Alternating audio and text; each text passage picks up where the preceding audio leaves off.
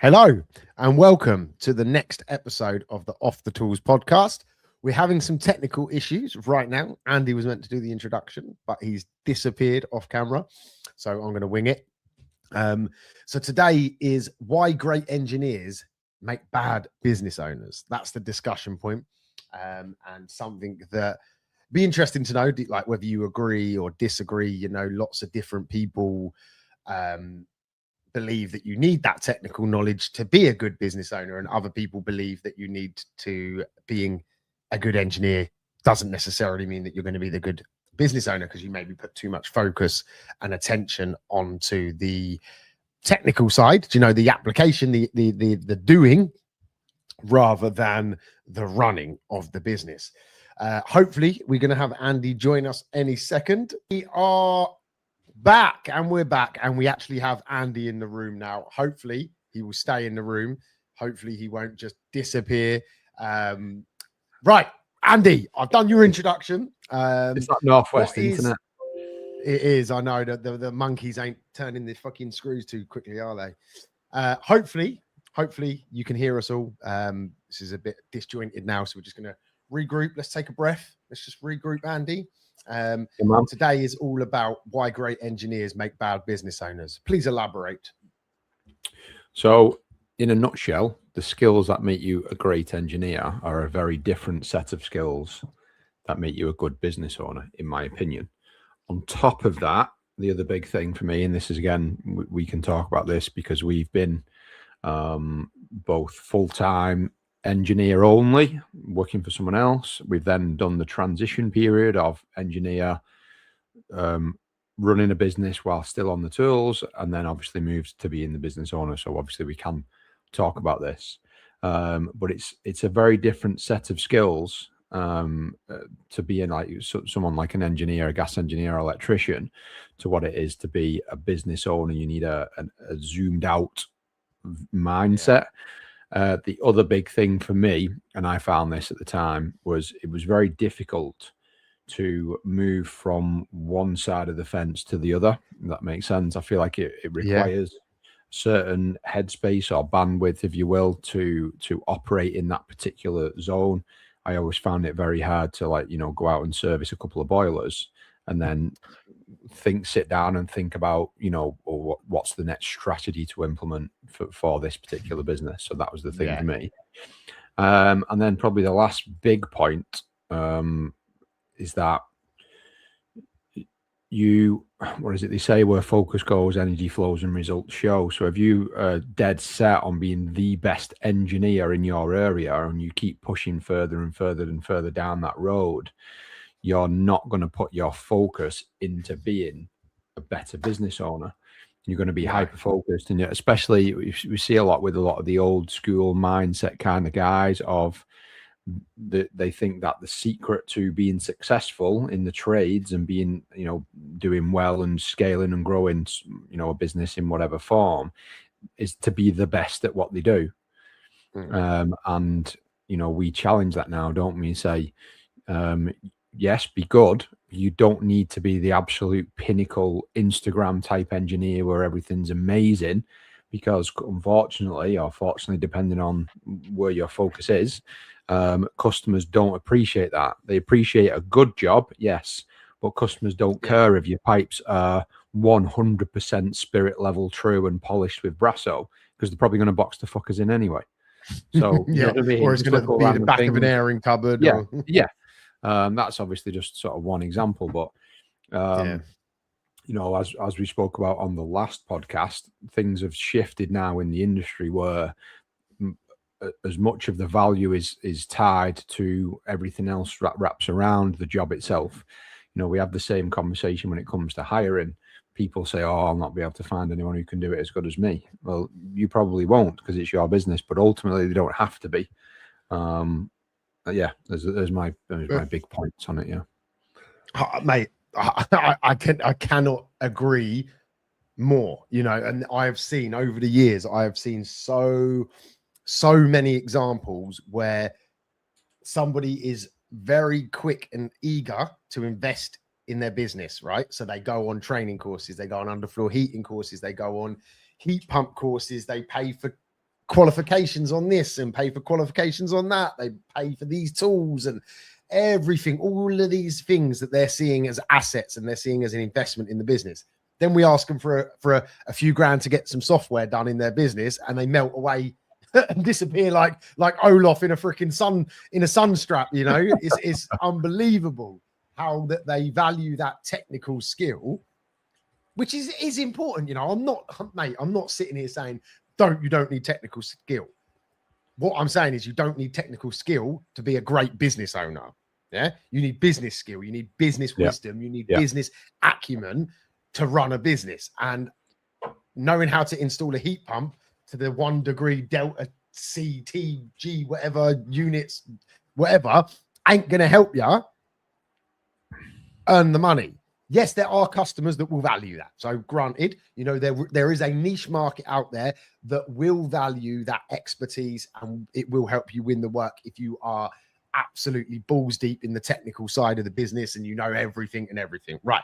That's not scalable for starters, you know. So straight away, yeah, you'll probably earn a good living, probably have a good reputation, probably go on 4 nice holidays a year. Great. Happy days, you know, great for you. Good luck. That if you're happy, I'm happy. Brilliant. But if you don't want to be doing it when you're 55, 60 years old, if you want to be able to take days off willy-nilly when you want, not be tied to the business every single day, you need to build a business. And if you need to build a business, the technical knowledge actually acts as an anchor, not a wanker, an anchor. All right. And that anchor is only there on skilled tradespeople, right? We all know people that run trades businesses that aren't tradesmen, and they tend to do a better job than 95% of the people that are a trained heating engineer. It looks like maybe we've lost Andy again, so I'm just going to continue down this path in the hope that he comes back in the room. So I'll just boot him off camera for a second. But where was I going with that? Yeah. So there will be people around you that aren't a skilled heating engineer or air conditioning engineer or landscaper or electrician, but they're running a business and they're making a huge success of it. That's because the anchor is removed. You know, they can't get dragged in to the day-to-day, the nitty-gritty. They have to focus on finding solutions.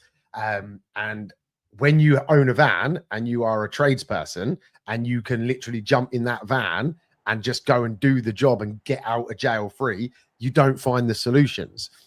When you can't do that, guess what? You find solutions, which is why you make a better business owner, because business ownery, if that's even a word, is problem solving. You know, you need to adapt. You need to be able to find solutions to people's problems. And yeah, so I was just catching up with her. So Andy, basically, I've just said that, you know, it acts as an anchor. People that it stops you being a problem solver because you can jump in the van and go and fix the problem. So you don't hire the right people, you don't train the right people, you don't have the systems and the processes in place, because guess what? Big old me can go and fix it. So that's the buck stops. Whereas when you're not that trained engineer, then great. You know, like one of our clients recently has just employed someone, won't mention names just in case it's private, but it finds out that the new engineer has got aircon. Well, what a great asset, because the guy that owns the business hasn't got aircon. So guess what? He ain't going out and fitting the aircon. He ain't going to go out and fix it if it's broken, but he's got a member of staff that is. So he can build and grow in a niche that is new to him, but he can sell it and have the skills within the business that don't tie him to going out to every job. Yes. 100% agree with that, and I would argue that that anchor can continue for quite some time, even if you've got a few engineers. Obviously, if they've got more or different skills to you, that's different. But I would argue you don't really want to be the best engineer in your business, because again, it becomes that anchor. You know, we've got lads in the group who are really, really good engineers, and they've got some staff. But what happens? They become the technical guy. So you know. Maybe at first, you know, but, you know, I was saying to you before that within a short space of time, when I was still on the tools, when I took my lead engineer on, the lad who's now my lead engineer, he was I would say a worse engineer than me, not as good breakdown wise. And then within a short space of time, he became a better engineer than me at the breakdown, because I wasn't pushing myself further forward. Obviously, I was moving towards the business side, and he was driving down that. So that's great. I just want to double back at, as well, what you're saying, mentioned about the ERCOM, because this is the real, excuse the pun, hot topic at the minute. Because what I personally, my viewpoint on this is that all of these guys diving into the ERCOM game are making that decision as an engineer. Like you said before, it's adding more strings to their bow, because they think, oh, I'm quiet in the summer, so I'll get my EF gas and I'll do ERCON and that'll solve the problem. Whereas my take on it from a pure business perspective is, well, there's still more gas boilers out there than there was last year and the year before, because they're building more houses. Yes, some of the houses have ERCON. Some, a lot of them have, these newer builds might have a heat pump in it, but they're still fitting more and more gas boilers to new houses. Therefore, there's still a massive market for it. So the engineer in these guys is thinking, shit, well, if I become a better engineer and add another skill set, I'll fill this gap in the summer with ERCON, and I'll do the heating work in the winter. Whereas we know, and obviously as we speak to the lads in Alliance, what they should be doing is things like diary manipulation, where you take your winter service, annual service customers out of the winter and move them into the summer, incentivize them with a discount, whatever you need to do, free up that space in the winter, and then you can attack the new customers in the winter. That's a business decision. It's not an engineer's decision. That's not what you would think to do as an engineer. You would think to become, again, better and better, more skill set. I think that's the thing that I'm seeing so much of at the minute, that to me, every time I see that, I just think that's an engineer-based decision. A business owner will go, take a step back and look at the things. Caveat to that, what I'm referencing is the one, maybe two-man bands. If you have a business with 6 engineers, then you add ERCON, it's a different story then, isn't it? Because you're going to grow the business. What I'm talking about is guys who are saying, shit, I'm quiet in the summer, how can I plug this gap? You know what I mean? That's my take on that. ERCON. It's a hot topic at the minute, like. Yeah, very hot topic. And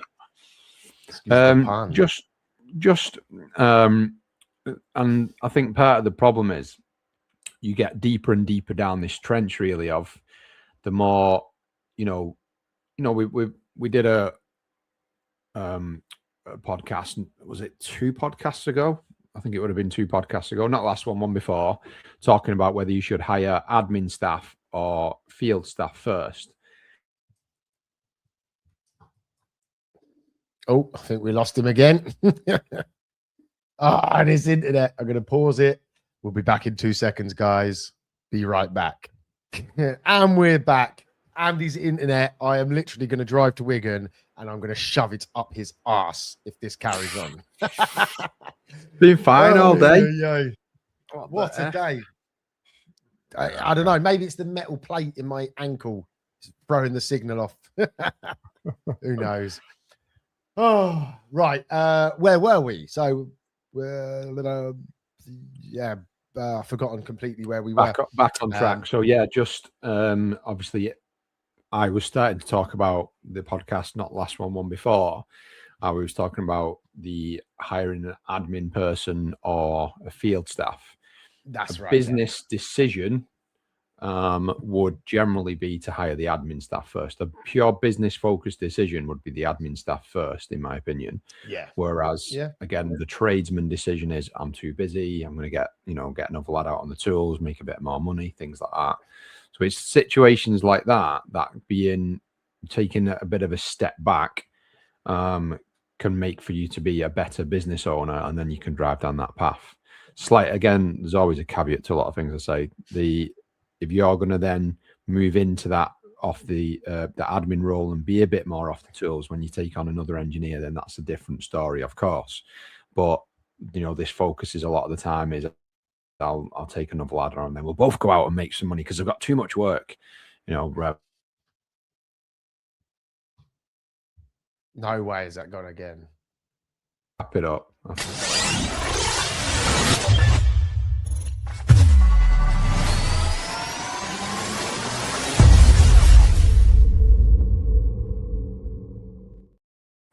Right. you might be listening just as confused as we are. We have no idea. This is going to be a very broken podcast. Apologies, guys. The software's having a bit of a mad one. Yeah, Andy's blaming the software. I'm blaming his cheapskate Virgin internet. Told him to go for Starlink. Hey-ho. Right, yeah, I think just for our sanity, I think you got the gist of what we're saying. It's probably going to be a subject that we revisit, but for now, I think to save us going absolutely batshit crazy, I'm going to draw a line under this episode. Nice, short and sweet. It's summer. You lot are chilling at home or you're on holiday anyway. So I'll let you get on with the rest of your day and we'll see you on the next episode. Any closing words, Andy? If you want to grow a business, you need to take your focus into becoming a business owner. And that probably means taking some of the focus away from becoming a better tradesman. On that note, we'll love you and leave you. God bless. Let's go.